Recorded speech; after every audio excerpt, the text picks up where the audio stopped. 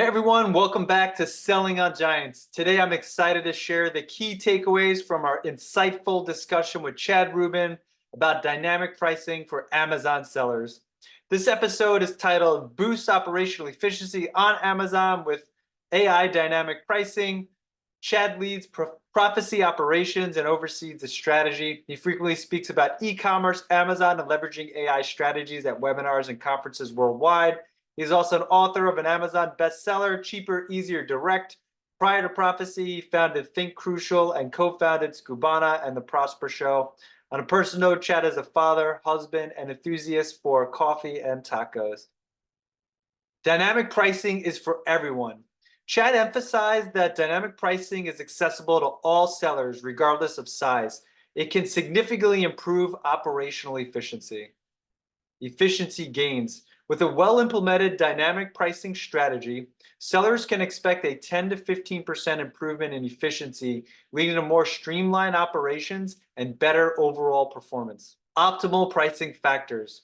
Dynamic pricing considers various inputs like seasonality, competition, inventory levels, and conversion rates to determine optimal price for your products. Small adjustments, big impact. One of the most fascinating points Chad made was about the power of small changes. Even minor price adjustments, sometimes just a few percent points, can lead to significant improvements in efficiency and profitability. It's all about those small levers opening big doors. Profit on ad spend, POAS. Chad also highlighted the importance of monitoring your profit on ad spend, POAS. This metric helps sellers understand the profitability of their ad spend relative to their sales, ensuring that advertising efforts contribute positively to the bottom line. All right, Chad, thanks for being with us. We're excited to have you on Selling on Giants. Before we get started, I'd like to give the audience a background. Can you tell me, so you've been in the e-commerce space since 2008. Can you tell us what initially drew you into the space and how your journey began? Yeah, thanks for having me on. I think I've been actually in the space even earlier than 2008. I think that might have been like the official time. But yeah, so what drove me into the space was I was fired from my job. Actually, I was on Wall Street. I was covering internet stocks. So I was advising hedge funds, institutional investors to buy, sell, or short Amazon. Amazon had created this marketplace and FBA was gaining traction. And I was like, wait, I can help my parents sell vacuum parts on Amazon. So we started actually just reselling parts on Amazon. And then I started a D2C, a direct-to-consumer branded product business where we would just make our own filters, make our own hoses, anything that's replaceable for the home, we would sell on Amazon. It was beautiful. It was the early days. It was like before even the gold rush. That's amazing. How long did you do that for? I still do it today. So I still Oh, have that business live today. That business really incubates all these other ideas that I come up with in the e-commerce ecosystem from, my previous software company and also the Prosper Show to now Prophecy that I'm running today for pricing. that's beautiful. So on that note too, you've built and sold multiple successful companies, included Scubana, The Prosper Show, Seller's Choice. What are some things that you needed to have in place that really helped you be able to kind of grow these brands to a point where you're able to sell them? Yeah, I think it comes down to process, comes down to people, comes down to uh, the product. So people, product, and process really that ultimately gives you profit. So from the people perspective, it's making sure you have the right butts in the right seats. I can go on and on and on of all these things I've optimized for over my career. But I know with my newest business with Prophecy, what I did was in my previous company, we didn't have core values. Okay. There was no definition of, because I believe that a company mirrors an individual, right? Mhm. And so if that's the case, then if we're hiring and firing against core values internally, those should be outlined. So like that's something I outlined right away when I started Prophecy so that it can trickle down to every decision that we make internally. And when I veer away from those core values and I try to take a shortcut, I pay the price. That makes sense. Do you use a lot of EOS with the businesses that you build? It sounds like with the core values and stuff. Is this something you lightly follow? No. So we do L10. We have L10 meetings. We Nice. use EOS and Traction. I think it's probably the most efficient way to get everyone in a room and get them synced up. So it's a very efficient way that I run meetings. So I think that's definitely part of it. Right now, like for example, I sell my e-commerce business and I have prophecy at the same time, and running two businesses in parallel. EOS has been a game life changer really for me to get up to speed quickly and help to solve problems and those problems out in the open. Beautiful. That's pretty interesting. What does your day-to-day look like as somebody who's managing, foreseeing two companies and technically the SaaS space and then in the physical product space? Uh, this is I mean, like every day is a different thing, right? So right now I have a really good team in place for the e-commerce business, and I've worked hard to turn that business around. That business has been attacked on the P&L, from rising costs with inflation to PPC inflation to the fact that like our product category has become commoditized and everyone and their mother has ripped off our product. So, but luckily I have good people in place, but I put a lot of better processes in place to turn that business around. And now it's running at roughly about 12%, maybe a little bit more now since we closed our 3PL, maybe around 15% profit margins on the bottom line. So that business, I only meet with them once a week during an L10 meeting. And then Prophecy is my full-time day-to-day startup, right? And everything's on fire. I take out the garbage, I do the dishes, I do the laundry, I do everything. What do you love so much about the startup? So you're back in it. Is this the fifth or sixth business that you're officially starting and running? I've sold 3 companies, so this is my 4th, but my 5th business, yeah. Well, there's a few things, right? The question is, when I sold Skubana in April of 21, Skubana was an operations platform. It was an ERP system, if you will, for a lot of D2C brands. So we helped people juggle inventory on Amazon and Shopify and Wayfair and Walmart, et cetera, Sephora. And so when I sold that company, I took a step back and I was like, okay, what else can I solve for? I kind of started to like find more purpose and figure out what I can solve for. And one of the things I wanted to solve for is like, can I come back and can I do it better? Like the novelty essentially wore off over time. Okay. And that could be, by the way, because I wasn't hugged as a child, right? I didn't receive enough love as a child. Who knows? Yeah. But like, if I did it and I sold it at X price, can I now, what's next? Can I do the next thing bigger? Can it be bigger? Can it be better? And so here I am back at it again. And it's definitely different. I thought I was gonna not make the same mistakes, and I'm definitely not making the same mistakes. I'm making all new mistakes.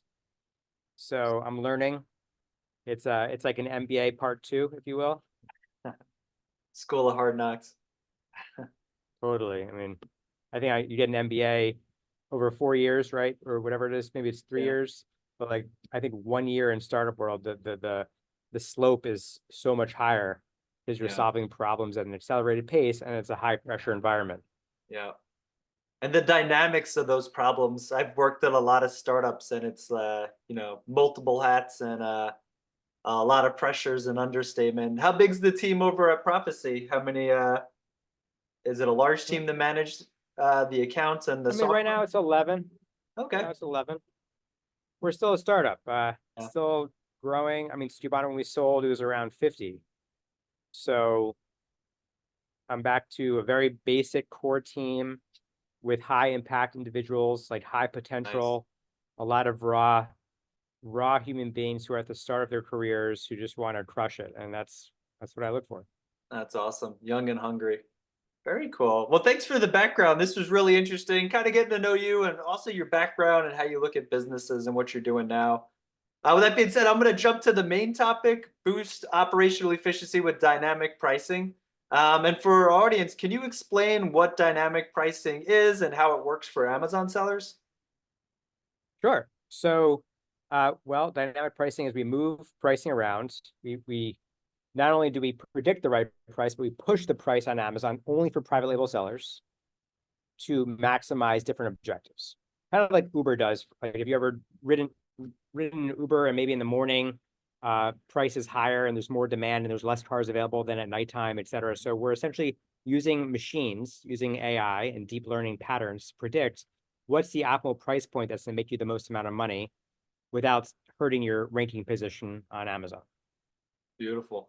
What does that, like, what are scenarios where I would use that? Is that applicable to every seller in every category, or are there specific use cases that work really well with dynamic pricing versus those who maybe is not a good fit for? It works. It works for anyone who's a private label seller. Now, the most important thing is that we work with sellers who are doing at least 2 to 4 units a day. So not everyone's doing it at that price, but we obviously need that velocity. We need movement to start. So typically we start at someone that's doing about $500,000 in revenue all the way up. I would say, like, the reason why dynamic pricing AI is so incredibly important is that, you can have you can have a human brain changing prices, but there's so many different signals to pull in on Amazon. You're even pulling in your competition. So it just never stops working, right? So you're pulling in your competition, you're learning from it, you're getting smarter from it. And so typically, like, a human will guess the right price and it'll adjust it maybe once a week, maybe once a month, or maybe never. And so the difference is that we're getting all these signals from Amazon, right? So we're pulling your sales history, your competitor pricing, your demand, your conversion rate, your click-through rate. We're baking that into a model, and then we're essentially updating your price in real time so you can focus on the rest of your business without having to worry, am I priced optimally? Am I the right price? Beautiful. And so the main benefit, it sounds like, is just operation efficiency. Is when I can make more money, I'm making more money, and uh, when it's more competitive, my prices are able to reduce. Are you able to set any type of limits? Like, how does setup look like if we Yeah. decide we're going to implement a dynamic pricing strategy? Yep. So there's a few key things you need to implement, right? You have your floor price, your min price, like the price I never want to go below. And then you have your ceiling price, the price I would never want to go above. So you set that up, you give us your landed cost, and then every SKU gets their own objective. So you might have a SKU that you want to just harvest as much profit as possible without hurting your ranking position. But you might have another SKU where you're like, hey, Chad, I just want to move velocity on this. I have too much inventory. I've got excess inventory on it, and we want to liquidate it, or we want to move it without couponing too much. We want to move it at the best price possible, but get it out of our warehouse to free up space. So you set up your objective, and then you can set up other customizations. I call them power ups. So you can set up, for example, your risk tolerance on a SKU. Like, are you risk loving? Are you risk neutral? Are you risk averse? Do you not like risk at all? So you set that up in our system, and then we do the rest. Now we give you, unlike other software companies where they're kind of like set it and forget it, we give you a dashboard, and we actually have a data science team on the call going through the results with you on a monthly basis. Beautiful. So you get at Prophecy, you offer, sounds like, pretty white glove service. So your data team would sit down and they would say, based on these inputs, this is what the data is saying, your price range. Like, what does that look like? Yeah, so by the way, we're super hands-on. It is white glove. We're a software with a service, because you can't just let AI just run amok, right? So essentially we supervise it to make sure it's making the absolute right decisions, and we do that on a daily basis. Then we show our clients the results. We show them how much money they would have made without Prophecy and what they made with Prophecy. What SKUs are working, what SKUs are not working. This is how much money we've delivered in the time frame that we've been working with you on. So typically we see about a 10 to 15% lift in profit in a 3-month period, which is Wow, pretty that's unbelievable. pretty good. Yeah.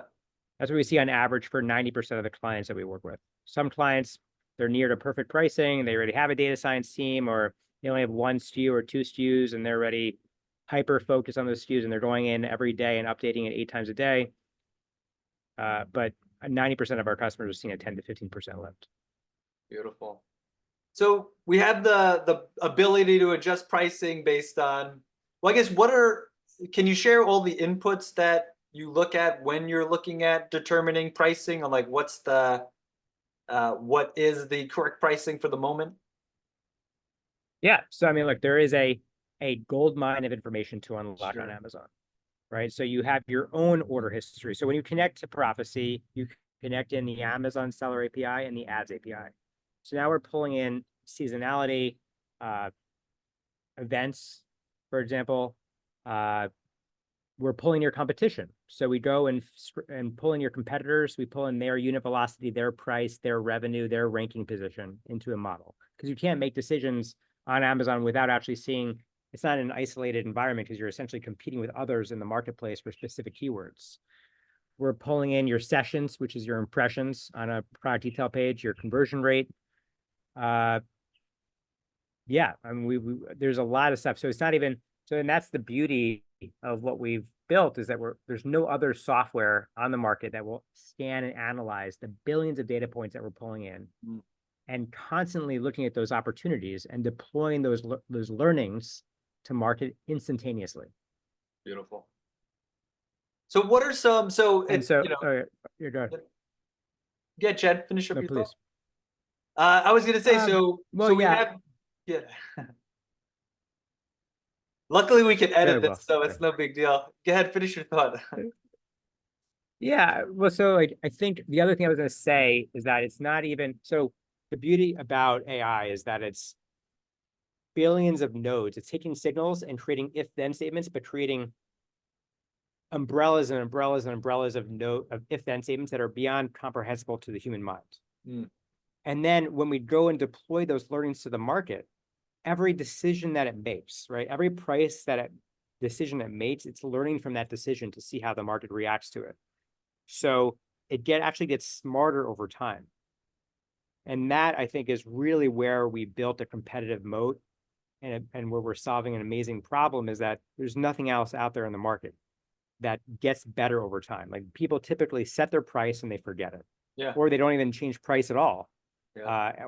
And they do that because maybe there's fear, there's misinformation, but we are constantly learning on the marketplace. We're recognizing, how does Amazon react to price changes? How do your customers react to price changes? And how does your competition react to those price changes? So we do all of those things, and we're constantly analyzing those things and then reiterating on them and getting smarter and evolving. How does Amazon react to pricing?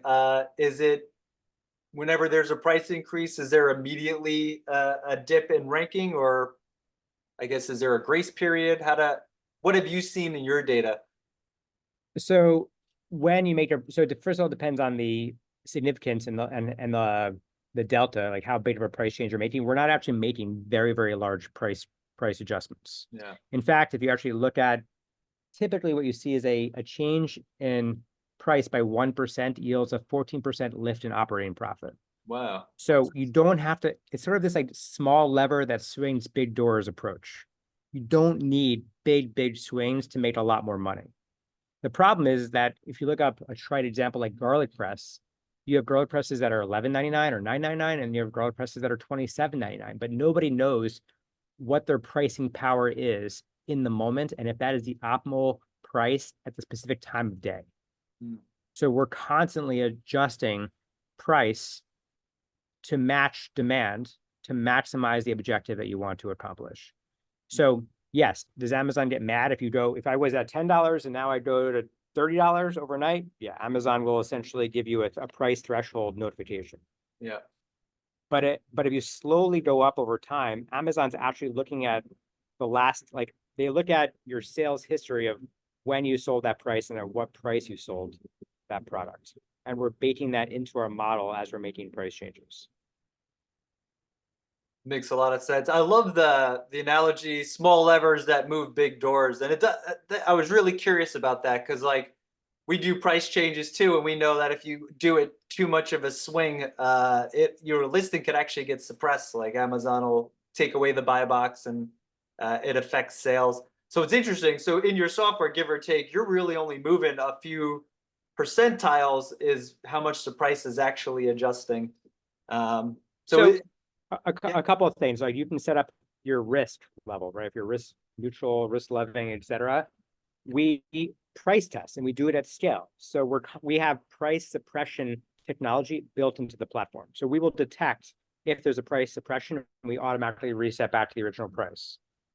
But over time, our model has learned, hey, like, can I go up a little bit? How far can I go up, etc. It knows its boundaries, right? But I want to be abundantly clear with you.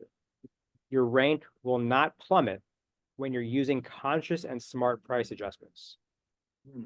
So you need to be able to use data and use it to your benefit without fear so that you actually could unlock profits in the business. And that's what a lot of sellers aren't doing in the private label or direct consumer space right now. And that's that like incremental change, which you mentioned earlier, that allows you to kind of optimize towards more profit, essentially. Correct. Exactly. And sometimes it's not actually the optimal decision to increase price. I know a lot of people in the space are like, oh, just increase your price. You'll make more money. Mhm. But actually, the reason why pricing on Amazon is so hard is that there's a second order of consequence that happens. Your price today affects your order volume tomorrow. It affects your discoverability. It affects your ranking position. So you need to make smart changes and adjustments to your price.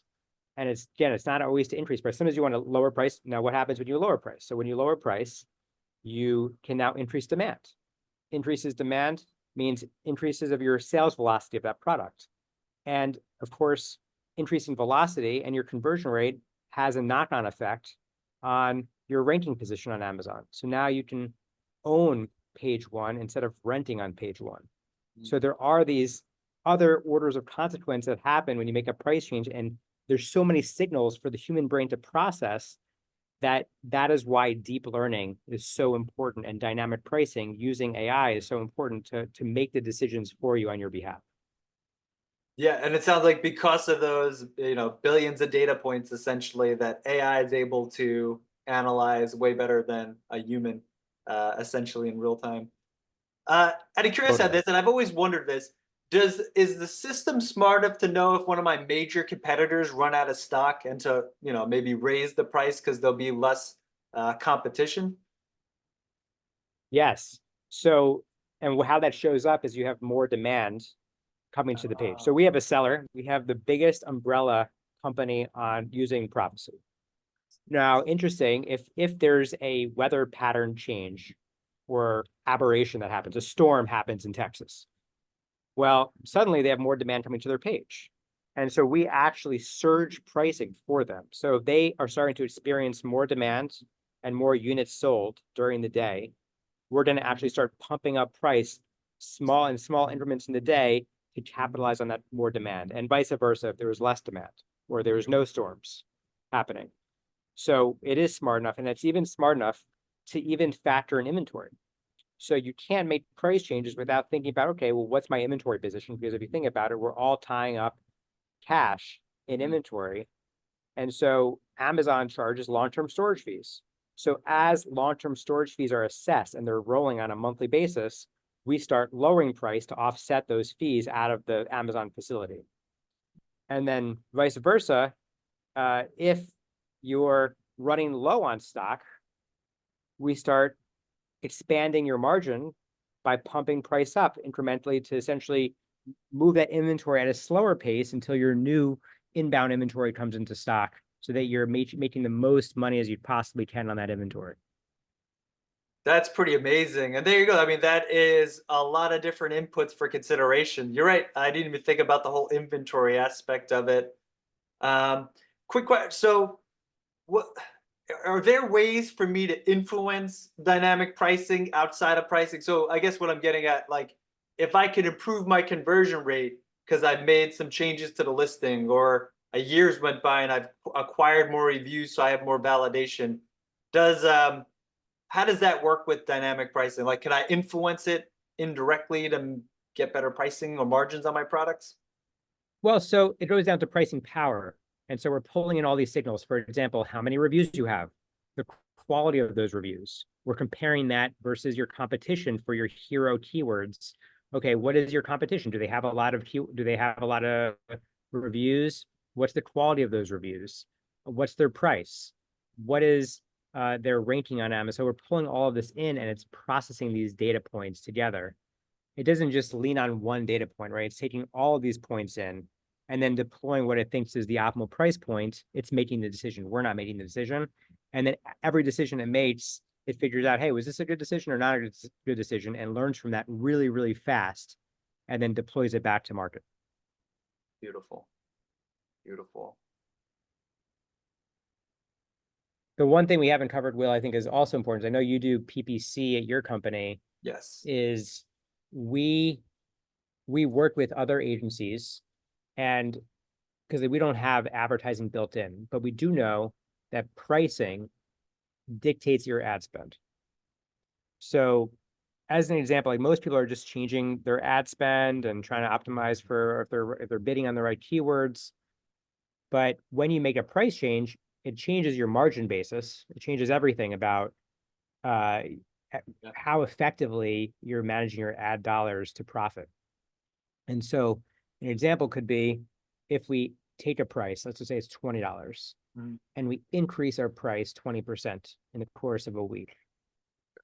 And then now you have the ability to increase your ACoS 20%. So now we're doing both. We're increasing our ad spend 20%, our ACoS, we're increasing price 20%. We have the ability to double contribution profit.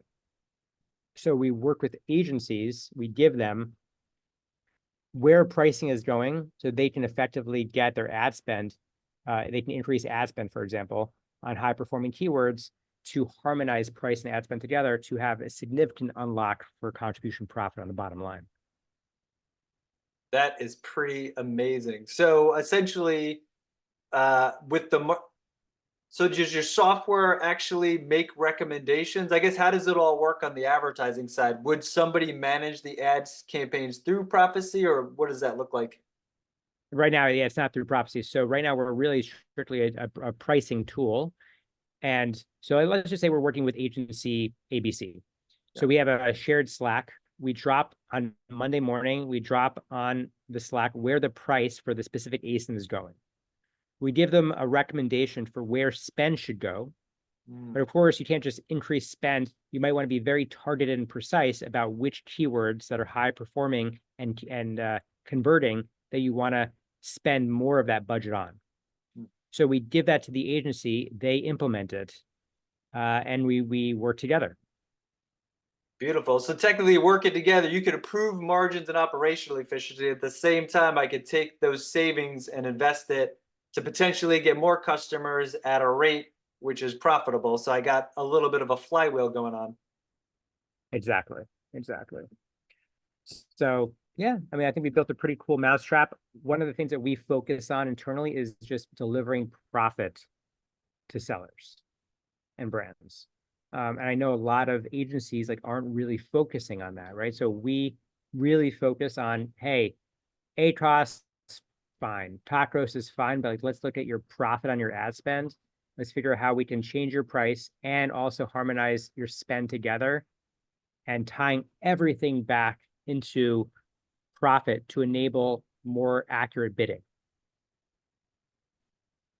That makes a lot of sense. And I think what's interesting too is, like, I feel like a lot of times when an agency or a brand is looking to make more money, for example, they're adding things, we're adding things to the budgets. And I feel like operational efficiency is often overlooked. And to your point you made earlier, small levers open big doors. You know, a 1% differentiation in costs, in pricing adjustments can get you 10 to 15% in sales, or, you know, make up an efficiency. That sounds like a no-brainer for any brand looking By the into way, it. Will, can I share my screen with the audience, be able to see my screen if I shared it? Yeah, let's do it. So if I show you this, I think this is a really good example. I think this brings it home. So if you go here to the all-in optimizer, you'll see here at the bottom this chart. And so this is explaining what I was sharing. So here's a $25 product. You increase it 20%. You increase your ACoS 20%. Now, I know a lot of people target ACoS or target TACoS, but what you have happening is that when you increase that 20% under the Prophecy scenario, you'll see here your ad spend increases. Now your ROAS, your return on your ad spend, decreases. So it makes the agency maybe not look as great. But in reality, what's happening is that your contribution profit dollars have doubled. Your profit on your ad spend has increased 27%. So we really try to move away from these revenue embedded metrics and more towards, hey, you have flexibility. There's movement in your price. You can harmonize that with your spend. And there's a significant non-linear unlock that could happen when you do this. And POAS, that's profit, uh, profit of ad Profit on spend. ad spend. Oh, very cool. I Profit never on saw ad spend. the Yeah. POAS, and we were talking about it as a team. That's pretty interesting. And so everybody knows we just jumped on the Yeah. Prophecy website and we got to see that. That was under your pricing page, Oh, or? Yep, it's beautiful. under the all-in optimizer, right? So we have like just pricing, and then you can harmonize price and ad spend together. So the POAS number is a guiding force. Like POAS will tell you and isolate if you're effectively spending and maximizing your profit on that spend, on those dollars. And you can use that as a guiding light across your ASINs. Mm. So you might say, hey, you know what? I'm okay with a POAS below 1. And a POAS of 1 means you're break even. A POAS of under 1 means that you're losing money. Let's just say you're a POAS of 0.75. It means that for every dollar you spend, you're losing 25 cents. Mm. And some customers and some brands are okay with that because they don't see, maybe they're in the newly, they just maybe launched their product and they're okay losing money on that. Or maybe they don't even see PPC as a profit center. But I think most important is like really just isolating that as a variable so you could make better decisions in the business. And also, Zach, so what are some of the scenarios? So I have a launch product. That's where I may consider an unprofitable or break even POAS. Whereas if I had a product that's been in market for a few years, I'm going to want to focus on whatever those goals are, which may be more You might efficient. want to just harvest, right? You might want to harvest. It might be a mature product in its life cycle, and you may want to just harvest profitability. You want to make sure that you're generating more profit per dollar on your ad spend, or as much as you possibly can on that ad spend. Now, is there a difference between POAS and tacos? Is it kind of the same thing, or is there a difference? Just out of curiosity. Well, POAS specifically is your profit from your ad sales divided by your ad spend. Oh, okay. Profit from ad sales. I got you. So you're taking in all the cost of goods from ad sales. Okay, that makes sense. Exactly. So, I mean, that's the reason why POAS to me is such an important metric, is that it includes the cost of delivery of the product. Yeah. So you're making the most informed decision, because like there's so many fees on Amazon now, Yeah. right? You have to isolate what your real profit is on every single SKU, and it's comprehensive. Yeah. Yeah, that really Whereas like that example resonates. I showed you, I was going to say like the example I showed you in that table of ACOS, or the inverse of ACOS is ROAS, same thing. It doesn't actually capture all the costs to deliver the product to the consumer. It can also mask performance. If you're like, hey, I want to have a target ACOS of 20%, like anyone can hit that number. Mm. And so maybe it's simpler to calculate, but to me, it's a vanity metric at the end of the day. Do you find that most brands who come to you to use Prophecy, that they don't have a grip on their profit margins, specifically within marketplaces? It depends. Okay. It's always, I guess you don't love that answer, but on Amazon, it's like always nuanced, right? Like, because sometimes you can have the biggest aggregator come to us and be surprised sometimes what I see in the data. And then you have the smallest company that comes to us and they are so tight in their data and their grasp on the data. So it just depends if the founder is around, if the founder is not around, how big of a company, how mature they are. But I would say it's kind of like all over the place. Okay. Yeah, we experience the same. It always surprised me that we do get the scenarios. Well, we'll take in a customer and they're like, we think our margins are roughly here, and then you dig into the data and it ends up being a little off. So I'm always surprised. But I get it, to your point. It comes to their operations and how much they're. I always look at how close they are to the money is generally how informed they tend to be. Yep. Beautiful. On that note, I'd love to talk a little bit about Prophecy before we kind of talk about the future e-commerce. But can you give me can you give me your mission statement? What's the mission of Prophecy? Mission is just to help sellers and brands make more money. So we do that. We've started with pricing. We've obviously started to holistically add in advertising and inventory into everything that we do. We call it the trifecta. But you need to have all of those things involved. So what we do is we help sellers make more cash. You want to make more cash. You want to think out of the box. you come to Prophecy and we help you make more money. Beautiful. And then I know, so what are some key features that differentiate Prophecy from some other tools on the market? Well, I don't know of another software that does private label repricing that's doing it the way that we're doing it. So number one is you can have as many objectives as you want, whether you want to maximize profit, liquidate, maximize unit velocity, protect your subscribe and save, or even get more lifetime value of your subscribe and save customers. We do all of that. We are not rule-based. So I think I only know like one or two rule-based repricers, and they only take into account one variable.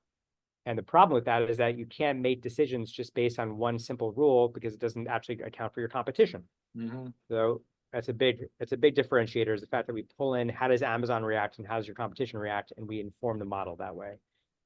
Three is we're not just a software, we're a service as well. We're a software with a service. And so what that means is that we are hand-holding you in the process with the data science team. Most brands actually never have or use a data scientist. And to me, it's a massive, massive leg up to have a data scientist on your staff, co-piloting the way that we do with our brands. We have a shared Slack channel that we create, and we are constantly updating our customers.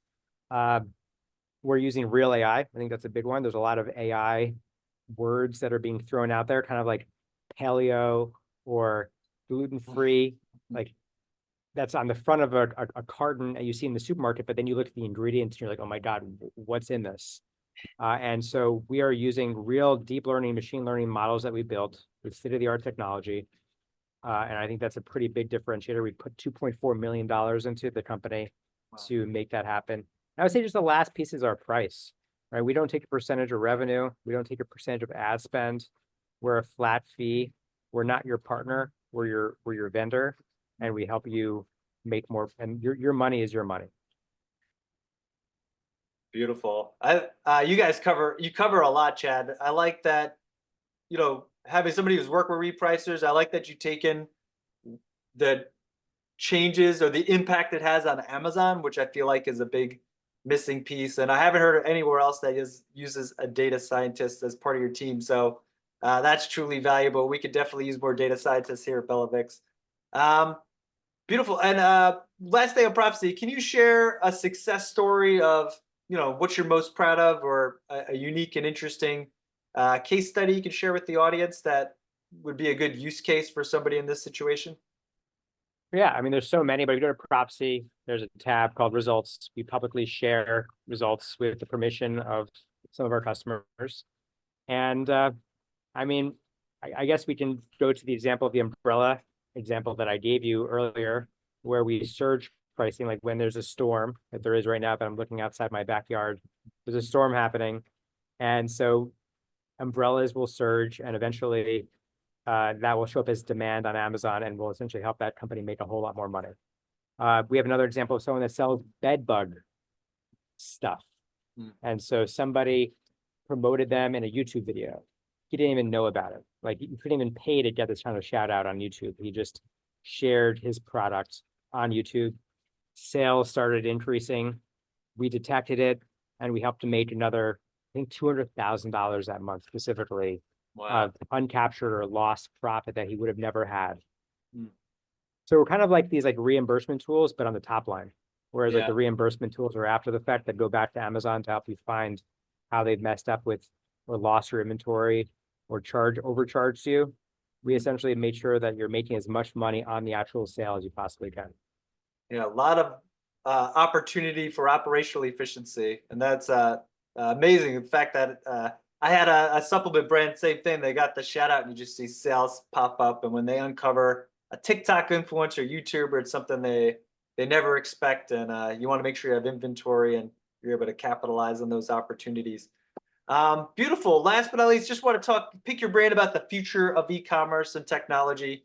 So given your experience with Prophecy, how do you envision the role of AI evolving in terms of e-commerce pricing strategies? Well, I think AI is already affecting pretty much everything on Amazon, right? So I think listings, I think advertising, inventory, pricing, all of this will will become AI, more and more AI driven over time. And the comparison that I use is if you look at what happened in the early 2000s on Wall Street, it was 90% human traders with like slips on the floor trading these stocks. And now 96% of Wall Street is all bots, really, like algorithms that are created to execute on trades. And I look at Amazon as nothing different than a basket of goods, a commodity-driven marketplace. And these decisions should be made by machines, not by humans. And so over time, you're going to see more decision-making happening by machine learning algorithms and bots. And so it just so happens that we were the first to do it in pricing, and we'll be moving into a whole lot of other categories over time. But I think this is the future of selling on Amazon, which is what I call the rise of the algorithmic brand, brands that are powered by the algorithm. I like that. Where do you think the human component is as we continue to see AI evolve and take over a lot of those responsibilities that maybe a market manager or your 3PL might handle? Yeah, I think it's building a stronger connection. So a few things. I think it's building a stronger connection to the end user. I think a lot of these brands started from a point of inspiration. And then, like I always say that when I first started, I had to be a seller, but now I need to be an advertiser. Now I need to be all these other things. And I think you can get back to the basics of like the reason why you started your company. Like, so for me, coming up with ideas around, okay, what is the next product to move into? What's the next category to move into? What is the next innovative idea? This has to come, at least from right now, has to come from a human being. So I think it's connecting with the end user and also connecting with the point of inspiration that brought you to the dance on Amazon in the first place. Beautiful. That's well said. Do you see any more technological innovations with Prophecy for this calendar year? Are you guys any new features you're working on that that would get your clients super excited? Well, we just launched a whole lot of features, right? The surge pricing that I talked about, where we do checks throughout the day, start gradually increasing or decreasing price. We just launched, let's see, the subscribe and save functionality, so that we're protecting your subscribe and save, but also making as much money on the cohort of those customers. Yeah, I mean, there's so much stuff that we put on our website, and I don't even think our website even does justice to all the things that we're doing and what we've built out. But I think it's that, along with really the harmonization of ad spend, because advertising, you can't just advertise on Amazon anymore. Like, advertising is sort of the bare bones basics. Yeah. So yeah, forecasting that we built into the platform, inventory sensitivity that we built into the platform. Now, like, for example, you can synchronize price and variations. You can have them either synced tightly to each other, or you can have them be individuated. So each variation can be their own or on a certain spread of an anchored price. Like, there's so many opportunities, and there's actually so much money to be made by making changes to your price that people just are losing billions of dollars by not doing it. Oh man, it sounds like it's a huge opportunity, and it sounds like Prophecy is there to support those sellers. Chad, this was awesome, man. Thank you so much for taking the time and bestowing some knowledge with Thanks us. for having me. To wrap it up, where can our listeners find you? You can find me. I post musings and rants and interesting concepts on my LinkedIn, on